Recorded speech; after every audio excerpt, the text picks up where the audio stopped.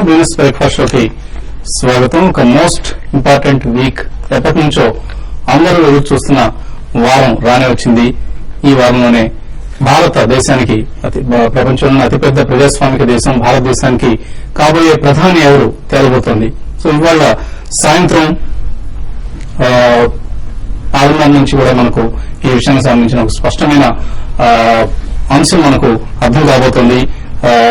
సాయంత్రం 6:30 నుంచి వెలువడబోతున్న exit polls, national channels అన్ని కూడా ఎగ్జిట్ పోల్స్ ను ప్రకటిస్తాయి. సో ఈ ఎగ్జిట్ పోల్స్ లో ఎవరు కాబోయే ప్రధాని అన్న అంశం మనకు స్పష్టంగా తేలబోతుంది. So exit poll members leak అయిన కారణంగా ఫ్రైడే రోజే మన స్టాక్ మార్కెట్స్ ఒక ఉవ్వెత్తున ఎగసి సంబరాలు చేసిన సెన్సెక్స్ సుమారు 650 పాయింట్లు, నిఫ్టీ 195 పాయింట్లు, 200 పాయింట్ల వరకు పెరగడం చూస్తాం. సో గత 5 ఏళ్లుగా సెన్సెక్స్ 650 పాయింట్లు పైగా లాభపడటం ఇది 5వసారి మాత్రమే. ఇంతకుముందు డేటా చూస్తే మే 2009 731 పాయింట్స్ పెరిగింది. మే 18th 2009 2110 పాయింట్లు.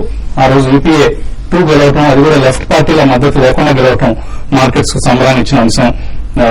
హిస్టరీలోనే ఇది హైయెస్ట్ బిగ్గెస్ట్ గెయిన్ గా చెప్పుకోవచ్చు. అలాగే సెప్టెంబర్ 10, 2013 727 పాయింట్లు పెరిగింది. సెప్టెంబర్ 19th 2013 లో కూడా 684 పాయింట్లు పెరిగింది. అండ్ మొన్న ఫ్రైడే 650 పాయింట్స్. సో ఇది లాస్ట్ 5 years లో కేవలం 5th ఈవెంట్ మాత్రమే where Sensex has gain more than 650 points. ఒకటి మాత్రమే ఇందులో global event US Fed tapering delay చేస్తున్న last year prediction September 19th rally కారణం అయితే మిగతా 4 కూడా డొమెస్టిక్ ఈవెంట్స్ ఆధారంగా మనకు మార్కెట్స్ పెరిగిన సందర్భాలు. సో ఈసారి వచ్చే శుక్రవారం కూడా ఇటువంటిదే పునరావృతం అవుతుందా అనేది మనకు ఇక 4 సెషన్లు తెలియబోతుంది. ఇక 4 సెషన్స్ మాత్రమే ఉన్నాయి. ఫలితాలు వెలువడనున్న మే 16th కు ఇవాల్టి సెషన్ కు మధ్య. సో ఫ్రైడే లాస్ట్ ఫ్రైడే లాగానే, మొన్నటి ఫ్రైడే లాగానే వచ్చే ఫ్రైడే కూడా ఇటువంటి ట్రెండ్ ఉంటుందా, లేకపోతే ఏదైనా అనూహ్యమైన పరిణామాలు జరిగి ఇప్పటికే మార్కెట్స్ బాగా పెరిగి ఉన్న అంశాన్ని దృష్టిలో ఉంచుకొని ఎఫ్ఐఎస్ ఏమైనా కొంత సెల్లింగ్ వెళ్తే మార్కెట్స్ తగ్గుతాయా, ఇవన్నీ కూడా ప్రస్తుతానికి మనకు సస్పెన్స్. అయితే ఫ్రైడే రోజు మాత్రం ఎఫ్ఐఎస్ చాలా కాలం తర్వాత 1269 crores 1270 కోట్ల రూపాయల మేరకు బయింగ్ చేయడం చూసిన ఎఫ్ఐఐ కొనుగోళ్లు చాలా కాలం తర్వాత ఉధృతంగా సాగాయి. అయితే కాల్ ఆప్షన్స్ మార్కెట్ లో మాత్రం అమ్మకాలు కొనసాగించారు ఎఫ్ఐఎస్. సో వాళ్ళ పొజిషన్స్ ను చక్కగా హెడ్ చేసుకుంటూ వస్తున్నారు. ఏవైనా ఈవెంట్ అనుకోని విధంగా ప్రదర్శించిన సందర్భంలో మార్కెట్స్ లో వాళ్లకు ఎటువంటి నష్టాలు రాకుండా పొజిషన్స్ ను హెడ్ చేసుకుంటున్న ఈవెంట్ కూడా మనం చూస్తున్నాం. సో 220+ ఫ్యాక్టర్ చేసింది ఎన్డీఏకి మార్కెట్ గతంలో. ఇది ఫ్రైడే రోజు కొన్ని ఛానల్స్ లో ఎగ్జిట్ పోల్స్ ఆల్మోస్ట్ ఒక విస్పర్స్ లాగా, గుసగుసల్లాగా ప్రసారం చేసిన సందర్భం మనకు తెలుసు. దీంతో 240+ ఇప్పుడు మార్కెట్స్ ఎక్స్పెక్ట్ చేస్తున్నాయి. ఇక్కడ మనకు ఒక ఈక్వేషన్స్, ఒక సమీకరణం మనకు స్పష్టంగా కనిపిస్తుంది. సో ఎన్డీఏ కనుక ఒకవేళ 180 నుంచి 200 పాయింట్లు సాధిస్తే ఇది of course worst case scenario. 5900 కు నిఫ్టీ పడిపోతుందని మనం ఊహించవచ్చు. అలాగే 200 to 220, 6200, 220 to 240 వస్తే 6500, 240 to 260 ఇప్పుడు అనుకుంటున్న లెవెల్ ఇది యాక్చువల్ గా. కానీ 6800 లో ఉండాల్సింది కాస్త ఇప్పుడు ఆల్రెడీ ఆల్మోస్ట్ 6900 సమీపంలో ఉంది. నిఫ్టీ 6858 దగ్గర క్లోజ్ అయింది లాస్ట్ ఫ్రైడే. అలాగే 260 to 272 మ్యాజికల్ మార్క్ చేరువైన కొద్దీ నిఫ్టీ 7200 కు వెళ్లే ఛాన్సెస్ కనిపిస్తున్నాయి. ఒకవేళ 272+ చాలా కంఫర్టబుల్ గా ఇండియా విక్టరీ రావడం జరిగితే 7500 ఈ లెవెల్ మార్కెట్స్ ప్రస్తుతం అంచనా వేస్తున్నాయి.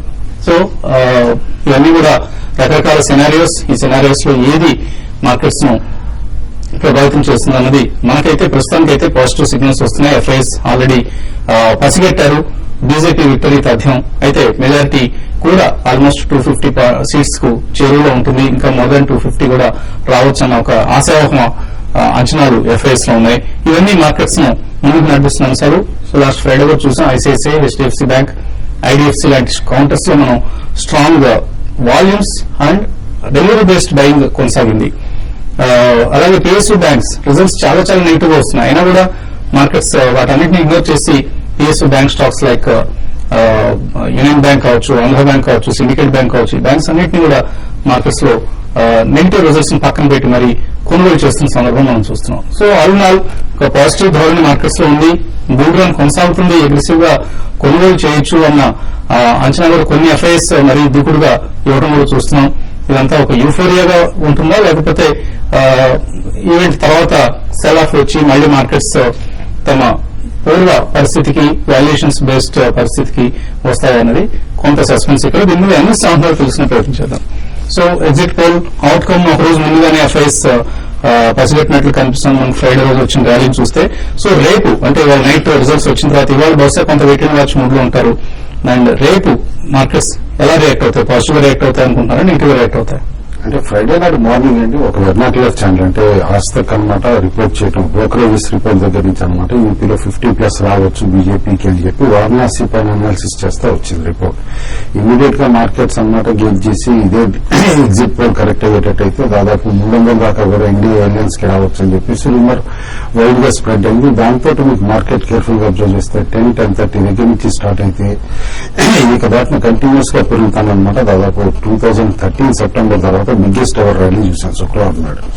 అయితే క్లియర్లీ ఈ ర్యాలీ తోటి టోటల్లీ అవుట్కమ్ డిస్కౌంట్ అయిందంటే మాత్రం ఇంకా డిస్కౌంట్ అవ్వలేదని చెప్పేసి అనుకుంటున్నాను. ఎందుకంటే ఇన్ఫెక్ట్ అండ్ రియల్లీ 300 అంటూ వచ్చేటట్టయితే ఇండియా ఎయిర్లైన్స్ అనమాట Nifty has potential all the way to go to 7200. అందుకని చెప్పేసి ఆప్షన్ లో కూడా యాక్టివిటీ చూస్తున్నాం అనమాట. దాదాపు 7500 కాల్ ఆప్షన్ 200% పెరిగింది శుక్రవారం నాడు. ఆప్షన్స్ లో యాక్చువల్ క్యాష్ పే చేస్తారు కాబట్టి ఇన్వెస్టర్స్ గానీ ట్రేడర్స్ గానీ ప్రీమియం అంత హై ఉందంటే ఎక్స్పెక్టేషన్స్ అనమాట డెఫినెట్లీ బిల్డ్ అయి ఉన్నాయి అనమాట. అంతవరకు రీచ్ అవ్వచ్చు 72 అని చెప్పేసి అనుకుంటున్నాను.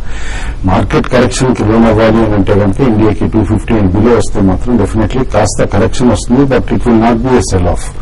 ఎనీ సెల్ ఆఫ్ అంటూ కనుక రావాలంటే 220 అండ్ బిలో వస్తేనే ఇండియా ఎయిర్లైన్స్ అనమాట ఒక మేజర్ సెల్ ఆఫ్ వచ్చే పాసిబిలిటీ ఉంటుంది. ఈ పారామీటర్స్ దృష్టిలో పెట్టుకుంటే మార్కెట్ మాత్రం వన్స్ వాళ్ళ ఎగ్జిట్ పోల్స్ అయిపోయిన తర్వాత ఇంటర్డేలో కూడా రియాక్ట్ అవుతుంది. సిపిఐ డేటా వస్తుంది, ఐఐపీ డేటా వస్తుంది. వెరీ క్రూషియల్ ఐఐపీ డేటా అనమాట. ఎందుకంటే లాస్ట్ మంత్ చాలా డిసప్పాయింట్మెంట్ ఉందన్నమాట. అండ్ సిపిఐ కూడా అనమాట కంటిన్యూస్ గా పెరుగుతుంది కాబట్టి ఆర్బీఐ నెక్స్ట్ పాలసీ మీట్ పైన ఇంపాక్ట్ ఉండొచ్చు, వడ్డీ రేట్లు పెరుగుతాయా లేదా అని చెప్పేసి.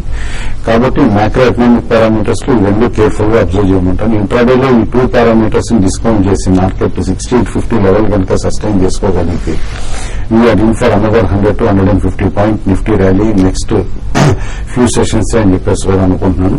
బట్ ఇన్వెస్టర్స్ మాత్రం డెఫినెట్లీ అప్రమత్తంగా ఉండమంటాను. ఫ్రైడే నాడు ట్రేడింగ్ అబ్జర్వ్ చేస్తే కనుక మిడ్ క్యాప్ స్మాల్ క్యాప్ లో కొంచెం కాషన్ కనిపించింది.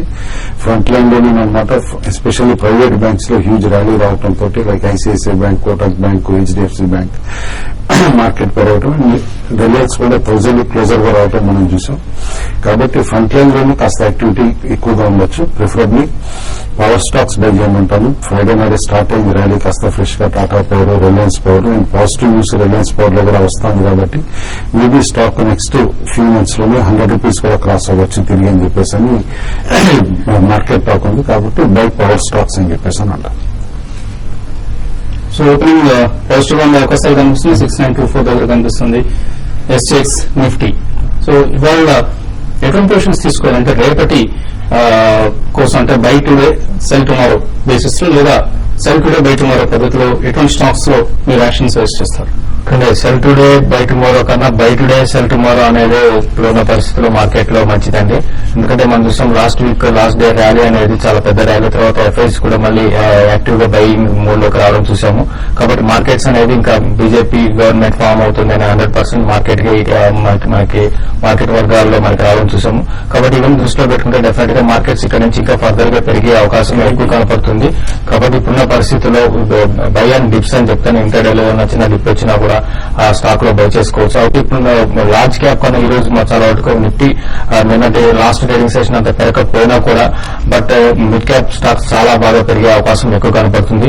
లైక్ జిఎంఆర్ ఇన్ఫ్రా ఒకటి కరెంట్ లెవెల్స్ లో బై చేయమంటాను. ఈ రోజు బై చేసి ఈవెన్ ఎలక్షన్స్ ముందు రోజు వరకు కూడా హోల్డ్ చేసుకోవచ్చు. తర్వాత ఐటీ రియల్ ఎస్టేట్ ఒకటి కూడా 64 పైన ఉంటే దాన్ని కూడా ఈ రోజు బై చేసి ఎలక్షన్స్ ముందు రోజు వరకు కూడా హోల్డ్ చేసుకోవచ్చు. బట్ ఏదైనా కూడా ఇవన్నీ కూడా స్టాప్ లాస్లతో మెయింటైన్ చేయమంటాను. కాల్ ఆప్షన్ తీసుకునే వాళ్ళు కూడా నిఫ్టీ చూస్తే చాలా హ్యూజ్ ప్రీమియం 7,200 కాల్ విషయానికి వస్తే 145 రూపీస్ ట్రేడ్ అవుతుంది. దానికన్నా స్టాక్స్ మిడ్ క్యాప్ స్టాక్స్ లో కొంత ప్రీమియమ్స్ తక్కువ ఉన్నాయి కాబట్టి మిడ్ క్యాప్ స్టాక్స్ లో మీరు కాల్ ఆప్షన్ తీసుకోమని చెప్తాను.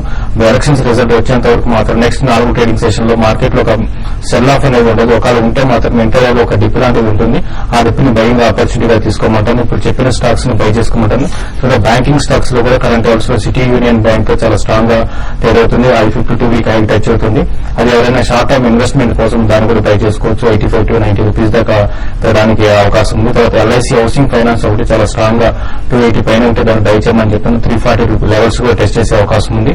బట్ ఓవరాల్ ట్రెండ్ పరంగా చెప్పాలంటే బై అండ్ డిప్స్ అని చెప్తాను. లాస్ట్ ట్రేడింగ్ సెషన్ లో బాగా పెరిగిన స్టాక్స్ ఏవైతే ఉన్నాయో లైక్ హెచ్డిఎల్ చూసి 18% పెరిగింది. ఇది ఇంకా పెరిగి 88 to 92 లెవెల్స్ మనకి విత్ ఇన్ 3-4 ట్రేడింగ్ సెషన్ లో పెరగడానికి అవకాశం ఉంటుంది. దీన్ని కూడా ఎవ్రీ డిప్ వచ్చినప్పుడు బయింగ్ ఆపర్చునిటీగా తీసుకోమంటాను. తర్వాత రిలయన్స్ ఇన్ఫ్రా ఒకటి 640 to 680 రూపీస్ దాకా పెరగచ్చు. దాన్ని కూడా బై చేసుకోవచ్చు. తర్వాత అదాని పవర్ ఒకటి కూడా చాలా స్ట్రాంగ్ గా ట్రేడ్ అవుతుంది. దీన్ని కూడా బై చేయమంటాను. ఓవరాల్ గా చెప్పాలంటే మార్కెట్స్ బై అండ్ డిప్స్ అని చెప్తాను. షార్ట్ సెలర్స్ మాత్రం చాలా కాషియస్ ఉండాలి. షార్ట్స్ అటెంప్ట్ చేయొద్దని చెప్తాను. మున్సిపల్ ఎన్నికల ఫలితాల అంటే ఇది ఒక ఓన్లీ ఒక ఇండికేషన్. ప్రస్తుతానికి ఇంకా చాలా రిజల్ట్స్ రావాల్సింది. సో కొంత సీమాంధ్ర ప్రాంతంలో టీడీపీకి ఆధిక్యం కనిపిస్తుంది అండ్ తెలంగాణ ప్రాంతంలో హస్తం కాంగ్రెస్ పార్టీకి ఆధిక్యం కనిపిస్తుంది. కాంగ్రెస్ లైన్ ఉన్నారు. ఫస్ట్ కవర్ విజయవాడ నుంచి మూర్తి. హలో హలో, నమస్తే అండి. నమస్తే అండి. ఇది ఐఓబి 63 రూపాయలు ఒక 1000 ఉన్నాయండి. ఇప్పుడు రిజల్ట్ బాగుంది, ఇంకో 1000 తీసుకున్నాం అనుకున్నారు. 60 రూపాయలు తీసుకోవచ్చా? అలాగే దేనా బ్యాంక్ కూడా ఈ లెవెల్లో కొనొచ్చా? దేనా బ్యాంక్ నెగిటివ్ గా రావడం చూసాం. వచ్చిన స్మాలర్ బ్యాంక్స్ లో ఐఓబీలో బెటర్ రిజల్ట్ ఇచ్చారండి. కాబట్టి మీరు కరెక్ట్ గానే జడ్జ్ చేశారు. అదే ఇంకా 1000 కూడా బై చేయమని చెప్పేసి అని అంటాను. దేనా బ్యాంక్ ఓవరాల్ గా రిజల్ట్ అన్నమాట చూస్తే కనుక వీక్ గానే ఉందని చెప్పేసి అని అన్నది. బట్ క్వార్టర్లీ పెర్ఫార్మెన్స్ చూస్తే మాత్రం 40% ఇంక్రీజ్ చూపించారు. అది సస్టైనబుల్ కాదనేది స్టిక్ టు ఐఓబీ అని చెప్పేసి చెప్తానండి. ఓకే, మరి కాల్స్ తీసుకోవడానికి కాసేపు పెట్టండి.